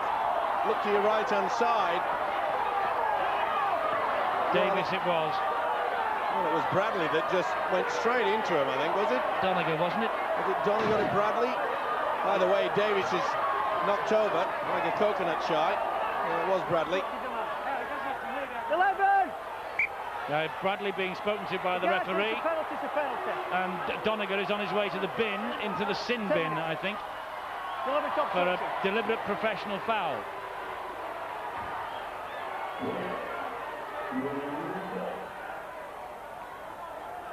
Bradley proclaiming that Donegal didn't have to get out of the way. Well, I do hope that that gentleman didn't make a gesture there. It appeared that way to a section of the crowd. I hope not.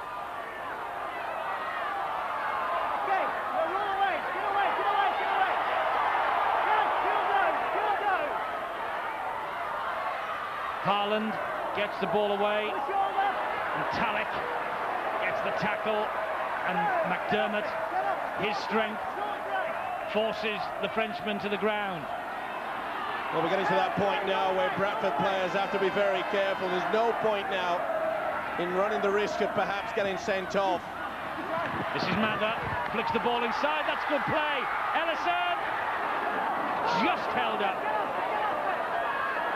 So close, and he lost a boot in the process too, but Maloney forces his way over. Well, the gap's there for Francis Maloney with Bradford down to 12 men, but it was super strength, and oh, it's on. Ikoku trading punches there with Davis. I think Ikoku landed one as well. He sure did.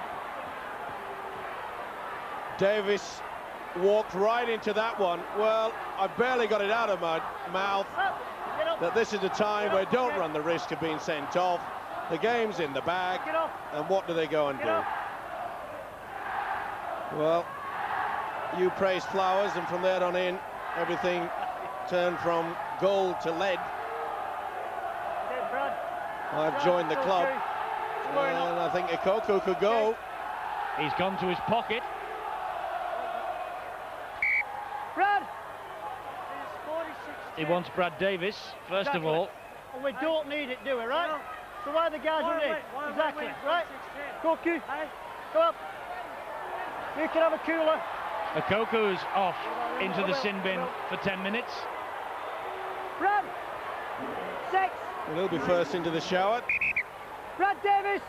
So that's Bradford down to 11, isn't it now? I think Brad Davis is going to be following him. Brad Davis! Brad Davis is reluctant to go to the referee. I think he knows the yellow card is going to be brandished in his face as well. 6 minutes. There's no need for it. Have a cooler. Yes. We won't see any more of him. And Davis says, what for? He's in the sin bin, he's not sent off. But he might as well be, because he will not return with 6 minutes left for play. Well, he's somewhat confused. He caught a beauty. Well, this is how it all started. You can see that McDonough that took him out. Bang. So he went to the sin bin. And then the referee, John Connolly, calmed things down. Told Bradley to calm it. And then the try. It was great work, though, wasn't it, by Mather? Back on the inside. Just couldn't get through to it there, Danny Ellison. But good work by Maloney. Quick thinking. He keeps low. Now, watch a cuckoo. He walks across. Now, what's been said? And it's just a little bit of a push there by Brad Davis. And it was on. And that was a pretty good punch. Maloney taking the conversion attempt, because the regular goal kicker Davis is now in the sin bin. He misses, 46-10, but that, by the way, was the first ever try for Francis Maloney for Castleford. And a great crowd inside Weldon Road tonight. It's a Super League record crowd for Castleford, and what a shame that the 8,000 plus have turned up here tonight and they've seen Castleford being taken to the cleaners. 46-10. 11 now against 12, I think, if my abacus has it correct. And talking of abacus, there's the numbers for you to ring: 0891 33 33 13 for your votes as man of the match. Well, I've been impressed with your arithmetic today. There's a high one there coming in. Well, Smith really swinging the arm. Even at half-time, Eddie, when it was 30-0, you said that another 30 points and it could be 60. 60, exactly. I was pretty happy with that. Well, they've scored another 16, so it's 46. He doesn't like it. Well, 6.5 minutes of the match to go. And you're right, I hope that we've seen 3 yellow cards. Let's hope we don't see 1 red one. And Matthew Elliott is driving them on for yet more points, but he won't want to see any more cards brandished in the direction of his players. That's for sure. Well, that's a message that he's shouting out, that just calm things down. Whose ball is it now? McDermott gets the ball away. That's the knock-on, so they said advantage. It is getting a little bit tasty out there. This is Critchley. Scales and Vicona in quickly. He dropped it. Was it pushed and interfered with at the play of the ball? Yes, it was. Penalty, Castleford. Ford wanting to get on with the game as quickly as possible. Scales definitely interfered. Christie couldn't play that ball correctly.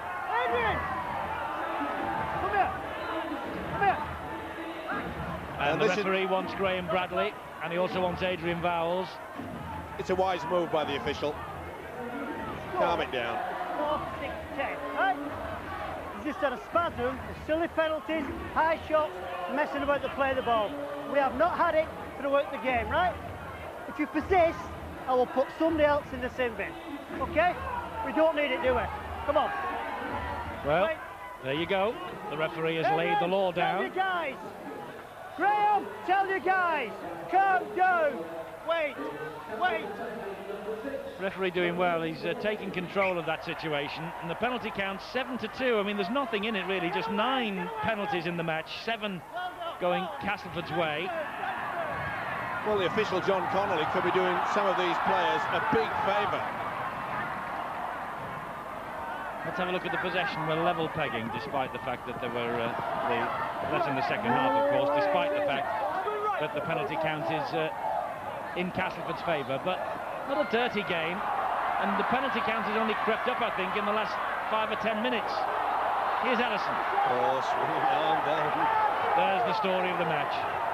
34 missed tackles by Castleford. Maloney. Pulled down by McDermott. And another little tale of the tape, really. Bradford with those 17 clean breaks. Took that well. Peacock. He's off. Danny Peacock. Good, brave tackle from Maloney. Got back well there, did the standoff. Haven't seen much running from Peacock, but to be fair, they haven't needed to get the ball out wide. There's been so many gaps and poor defence in and around the play-the-ball area. Bradford really haven't had a chance to get the ball out wide. He took it well, though, did Peacock. They were looking for Mather again, weren't they, with the high kick to the wing. And here's Peacock once more. Well, it's only the 6th success here since 1973 for Bradford, as the captain, Bradley, is tackled by Gay. Here's Nicol. Nicol on the charge to Edwards. Quick hands to Paul, quicker hands to Vicona. Westfall's gone. Forward pass again. Just caught the quick pass from Sean Edwards, I feel, on to Paul. But super stuff. It was a great run by the skipper, Bradley. And he's in trouble, he's limping. And it was the pass from Edwards to Robbie Paul. He just had to lean forwards for it. Well, Edwards still got time to notch up the hat-trick. Something wrong with Graham Bradley. Well, he really did step out, didn't he? They held off him in defence and off he went. And that's the sort of thing that they didn't want to see when this game is well and truly wrapped up. Taking him a while to get back into the swing of things since he had that bad nose injury. Well, he's holding that leg. I just wonder if it's a hamstring that snapped.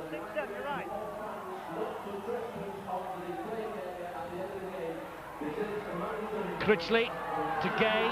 Out wide it goes to Mather. Further wide to Ellison. Great slide in defence there. Just shows you the effectiveness of that. Oh, no pressure. Only the personal pressure. He's had a pretty ordinary night, Gail Tallick. I think you can point the finger at quite a few of these Castleford players. Just has not been their evening. Vicona. It's been his. Oh, he steps out of the tackle so easily. 46-0. Wigan have beaten Huddersfield. It gets no better then for the Giants. Wigan go back to the top of the table. That will not please our guest Tony Kemp of Leeds, but he will be trying tomorrow to get Leeds back to the top, courtesy of a win at Sheffield, but that will be competitive. Lowe's trying to burrow his way over, as he so often does.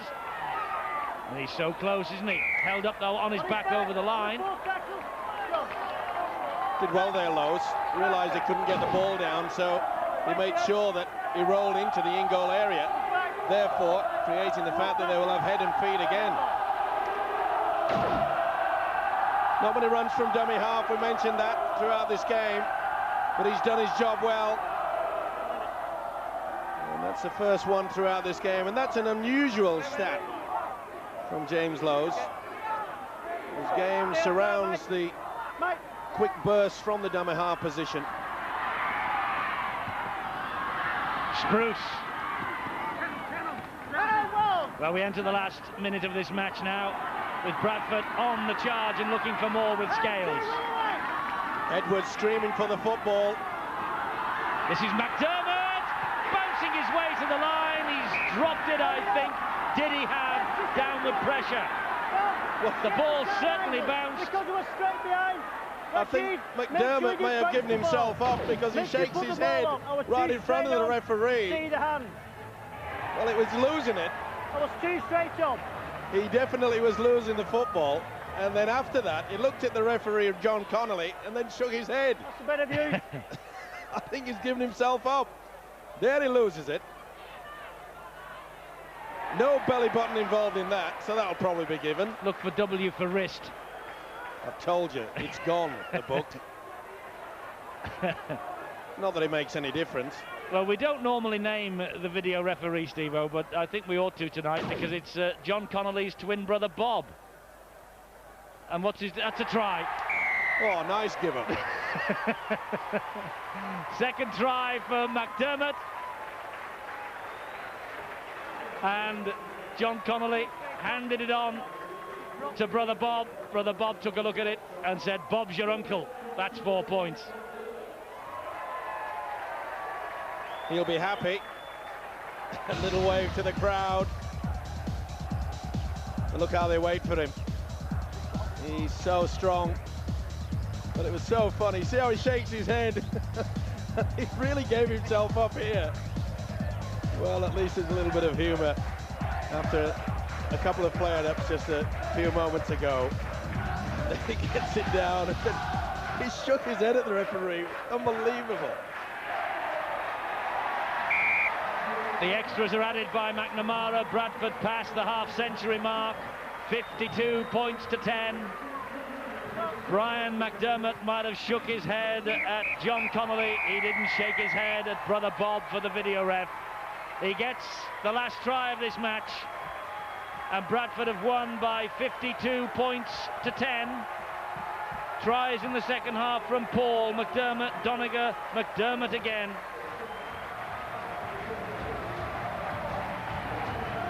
Ten tries in all for the champions tonight. Sean Edwards at the heart of everything. The partnership with Robbie Paul is starting to reap rich dividends. But an all-round fine display from the Bradford Bulls. Castleford, well, what can we say about them? Least said, I suppose, soonest mended. But Stuart Raper will be talking plenty in training this week. Well, that's the way it finished here at Weldon Road. Bradford Bulls 52, Castleford Tigers 10. Bradford's highest post-war score here. Robbie Paul leading the way with a hat-trick. Edwards 2, McDermott 2, Vicona and the rest. Now, man of the match. Spruce always does well on these polls.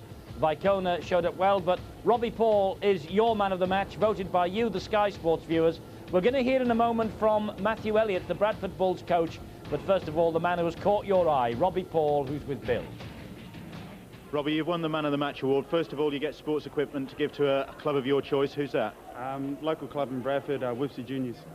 Well, the Bulls went into this game under a bit of pressure after last week's performance. Was that the right response? Yeah, pretty much. You know, we've got a tough couple of weeks ahead of us, and we wanted to set a platform. We still got a lot to work on, but things are looking up. And did things go according to plan out there?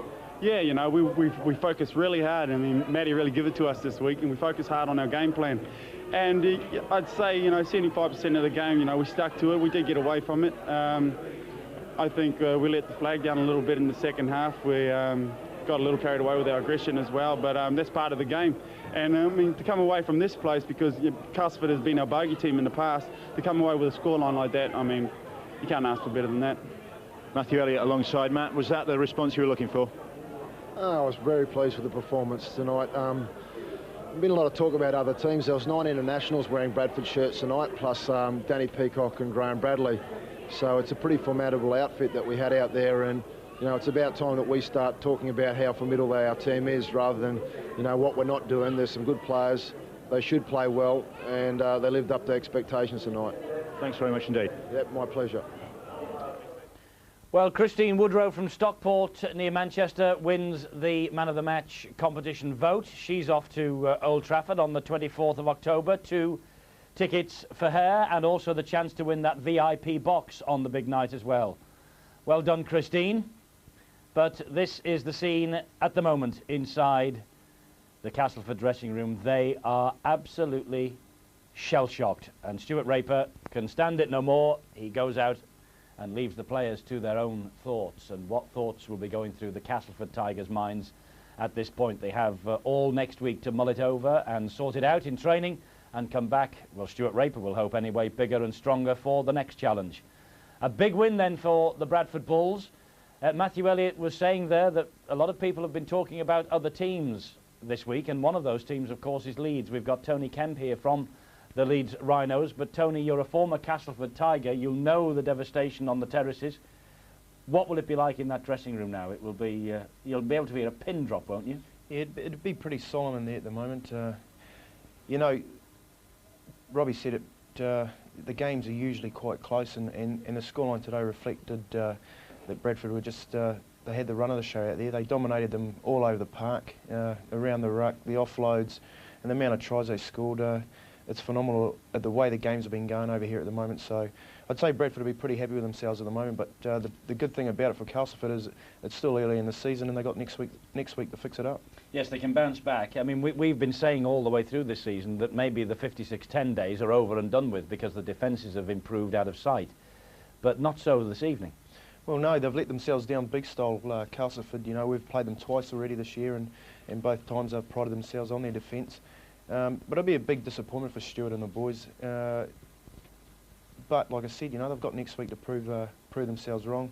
And you're only as good as your last game, so hopefully they can bounce back and come out next week with a better effort than what they did tonight. And Matthew Elliott and all the other players, Steve-O, this year have said that the wonderful thing about Super League 3 is that your last game will be the most important game, and obviously they're all looking to Old Trafford in the grand final in that. But as far as Castleford are concerned, next week now becomes very important, doesn't it? Sure does, and I think a lot of soul searching has to be gone through all the players, and I think that's the reason why Stuart Raper perhaps said his few words and then left the dressing room, because it's now up to the players to really lift themselves. We mentioned at half-time that we thought that they would come out with a lot more pride, they'd a lot more heart and a little bit more effort, but it wasn't to be, and it was just the basics that they got wrong. Everything seemed to go against them, and the heads went down, which rather surprised me. As you mentioned earlier, we've praised most of the clubs that took notice that they still had a lot of work to do, especially in defence, and we've seen that in Super League 3, but I'm afraid Castleford, they turned the clock back many, many years. They did, but to be fair to them, they had the two injuries early on which completely disrupted their defensive line. They lost Dean Sampson before the match. I mean, they've been going through the horrors with injuries here. Yeah, it always is a problem, but that's when a team has to dig deep, and a champion side, they'll say, hey, let's go to it. It's many a time when you see a player being sent from the field. So a team that's down to 12 men, they really pull together, and I'm afraid that's what was missing from the Castleford side. They didn't appear to have the ability to pull it together. Okay, a few things went against them, but you've got to have that different attitude. You've got to be able to say that you are stronger than that. You've got to prepare yourself more than just mentally. You've got to be physically, and you've got to get yourself sorted out in both aspects. And I'm afraid that mentally they let themselves down very badly, and of course physically, in as much that they just didn't move up quickly. They did not tackle. The basics were missing.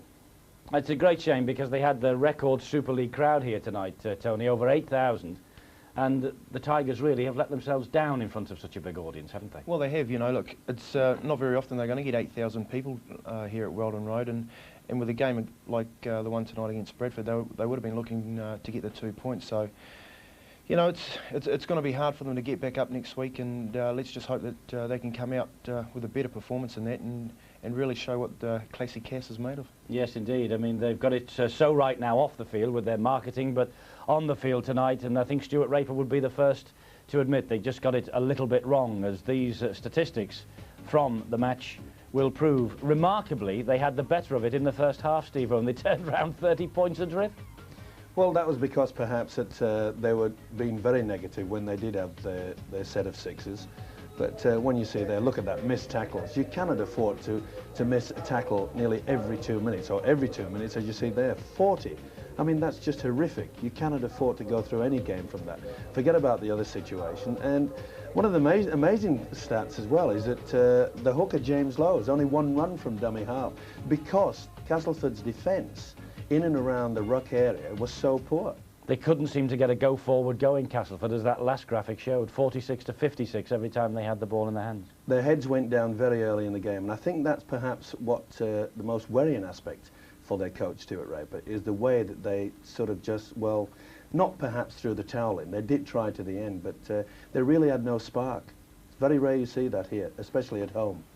Well, Wigan have won across the Pennines at Central Park against Huddersfield. Bradford have won here tonight at Weldon Road to put the pressure back on Tony Kemp's Leeds Rhinos at the top of the table. And we'll look ahead to the weekend programme to come when we return. Sheffield Leeds tomorrow, and of course our match on Monday is the game at the Boulevard between Hull and Warrington. So we look ahead to the weekend programme to come when we return. Stay where you are. Being with us, best of luck tomorrow, early bed tonight. And we'll see you Monday at the Boulevard. Bye-bye.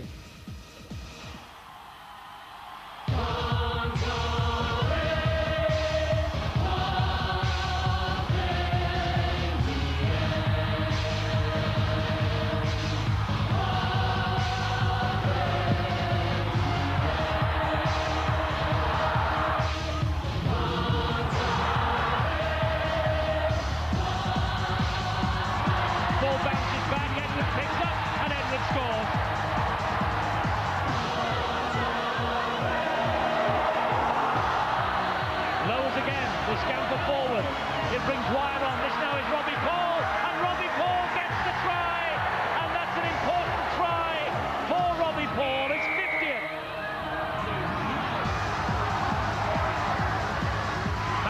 Up the middle, lovely ball to Gallagher. He's too big, too strong, but he's dropped it. Ball went backwards, play on. Paul gets the try.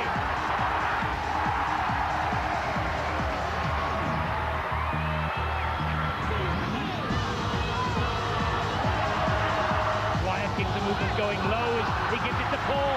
Edwards, here's another try for Edwards. Another try for Bradford. Second for Edwards.